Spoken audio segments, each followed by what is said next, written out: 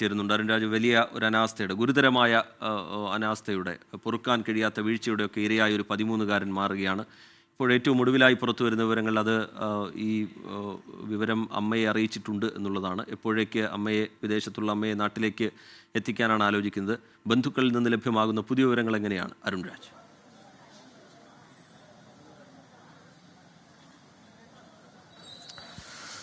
റീജിത്ത, എന്തായാലും ബന്ധുക്കളിൽ നിന്ന് ഇപ്പോൾ മരണം നടന്നു, അത് സംസ്കാരമടക്കമുള്ള കാര്യങ്ങളിലേക്ക് എപ്പോഴാണ് എന്ന കാര്യത്തിൽ കൃത്യമായി തീരുമാനമെടുക്കാൻ ബന്ധുക്കൾക്ക് കഴിഞ്ഞിട്ടില്ല. കാരണം ഈ അമ്മയുടെ മടങ്ങിവരവ് അത് ഏത് ദിവസമാണ് എന്ന് ക്രമീകരിച്ചായിരിക്കും ഇതുമായി ബന്ധപ്പെട്ട തീരുമാനമെടുക്കുക. അല്പസമയം മുമ്പ് സ്ഥലം എം.എൽ.എ കോവൂർ കുഞ്ഞുമോനെ അടക്കം സംസാരിച്ചപ്പോൾ അദ്ദേഹം പറഞ്ഞത് ഈ തുടർച്ചയായി ബന്ധപ്പെടുന്നുണ്ട്, എത്രയും വേഗത്തിൽ അവരെ തിരിച്ചെത്തിക്കാനാണ് നോക്കുന്നത്, അതിനുശേഷമായിരിക്കും സംസ്കാരമടക്കമുള്ള കാര്യങ്ങളിൽ ഒരു തീരുമാനമെടുക്കുക.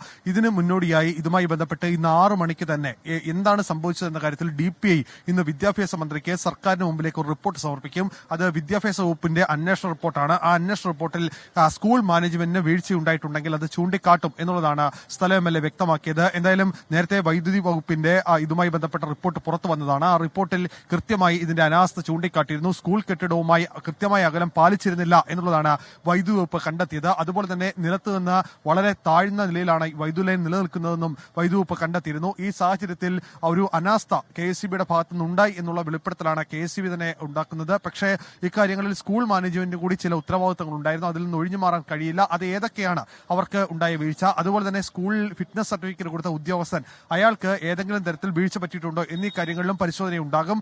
അതുപോലെ ഈ കുട്ടിയുടെ വീടിന്റെ അവസ്ഥ അതീവ ദയനീയമാണ്. ആ സാഹചര്യത്തിൽ അവരെ കൂടി കരകയറ്റുന്നതിന്, അവരെ കൂടുതൽ സംരക്ഷിക്കുന്നതിനുള്ള നടപടികൾ കൂടി ഉണ്ടാകും എന്നുള്ള സൂചനയാണ് മനസ്സിലാക്കാൻ കഴിയുന്നത്. ഇപ്പോൾ MLA അടക്കം പങ്കെടുത്തുകൊണ്ട് സ്കൂൾ മാനേജ്മെന്റിന്റെ ഒരു യോഗം ഇപ്പോൾ ചേരുകയാണ്. ഇതുമായി ബന്ധപ്പെട്ട കാര്യങ്ങൾ അദ്ദേഹം അവിടെ ചർച്ച ചെയ്യും. തുടർന്നായിരിക്കും സർക്കാരുമായി ഇതുമായി ബന്ധപ്പെട്ട കാര്യങ്ങൾ ആലോചിക്കുക.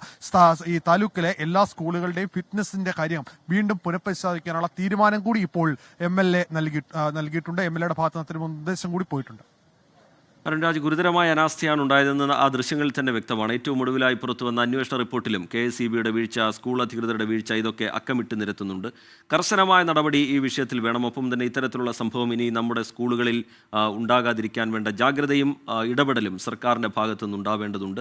പല തലത്തിലുള്ള ഇടപെടൽ ഇതിനോടകം തന്നെ ഉണ്ടായിട്ടുണ്ട്. സർക്കാരിൻ്റെ ഇടപെടൽ, മനുഷ്യാവകാശ കമ്മീഷൻ്റെ ഇടപെടൽ, ബാലാവകാശ കമ്മീഷൻ്റെ ഇടപെടലൊക്കെ ഈ വിഷയത്തിൽ ഉണ്ടായിട്ടുണ്ട്. വരും മണിക്കൂറുകളിൽ കടുത്ത നടപടിയിലേക്ക് കടക്കുമെന്ന് പ്രതീക്ഷിക്കണോ അരുൺരാജ്?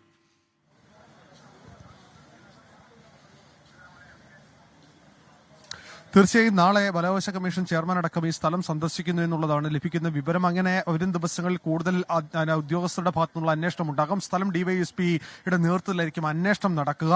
പോലീസിന്റെ പ്രാഥമികമായ അന്വേഷണം ഇപ്പോൾ തുടങ്ങിയിട്ടുണ്ട്. ഈ അന്വേഷണത്തിൽ ചില വീഴ്ചകൾ അത് സ്കൂൾ മാനേജ്മെന്റിനും KSEBിയുടെയും ഭാഗത്തുനിന്ന് ഒരുപോലെ ഉണ്ടായി എന്നുള്ള വിലയിരുത്തലാണ് പോലീസിന് പ്രാഥമികമായി ഉള്ളത്. അതുകൊണ്ട് തന്നെയാണ് അസ്വാഭാവിക മരണത്തിന് കേസെടുത്ത് ഇതുമായി ബന്ധപ്പെട്ട നടപടികളിലേക്ക് പോലീസ് കടന്നത്. കാരണം ഇത് വലിയ രീതിയിൽ പ്രതിസന്ധി സർക്കാരിനെ സംബന്ധിച്ച് ഇക്കാര്യങ്ങളിലുണ്ട്. കാരണം വലിയ ജനകീയ രോക്ഷം തന്നെ പല വിദ്യാർത്ഥി സംഘടനയുടെ ഭാഗത്തുനിന്നും യുവജന സംഘടനയുടെ ഭാഗത്തുനിന്നും ഉയർന്ന സാഹചര്യത്തിൽ ഒരു സംസ്ഥാന തലത്തിൽ ഈ വിഷയം അഡ്രസ് ചെയ്യപ്പെട്ട സാഹചര്യത്തിൽ ഈ വിഷയത്തിൽ കൂടുതൽ ജാഗ്രതയോടെ സമീപിക്കാനാണ് പോലീസിനും സർക്കാർ നൽകിയിരിക്കുന്ന നിർദ്ദേശം. വേഗത്തിലുള്ള അന്വേഷണം വേണം എന്നുള്ള നിർദ്ദേശം ഇപ്പോൾ സർക്കാർ നൽകിയിട്ടുണ്ട് എന്നുള്ളതാണ് മനസ്സിലാക്കുന്നത്.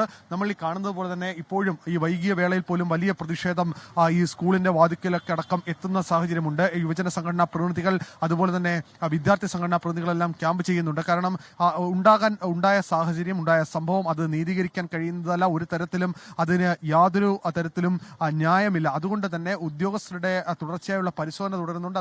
അതുപോലെ തന്നെ വിവിധ സാമൂഹ്യ രാഷ്ട്രീയ രംഗത്തെ പ്രമുഖർ ഇവിടേക്ക് എത്തി എന്താണ് സംഭവിച്ചെന്ന കാര്യത്തിൽ നേരിട്ട് നിജസ്ഥിതി ബോധ്യപ്പെടുത്തുകയും ചെയ്യുന്നുണ്ട്. വിഷയത്തിൽ സർക്കാരിന് മുമ്പിലേക്ക് അടിയന്തരമായി ഈ വിഷയം കൊണ്ടുവരും എന്നുള്ളതാണ് വിവിധ രാഷ്ട്രീയ പാർട്ടി പ്രതിനിധികളടക്കം വ്യക്തമാക്കിയത്.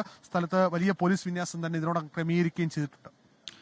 ശരി, അരുൺരാജ് പുതിയ വിവരങ്ങൾ പങ്കുവയ്ക്കുകയായിരുന്നു. വലിയ ജനരോഷം ഈ സംഭവത്തിന് പിന്നാലെ ഉയർന്നു കഴിഞ്ഞിട്ടുണ്ട്. പ്രതിപക്ഷ പ്രതിഷേധം ഈ സംഭവവുമായി ബന്ധപ്പെട്ട് ഉയർന്നു കഴിഞ്ഞു.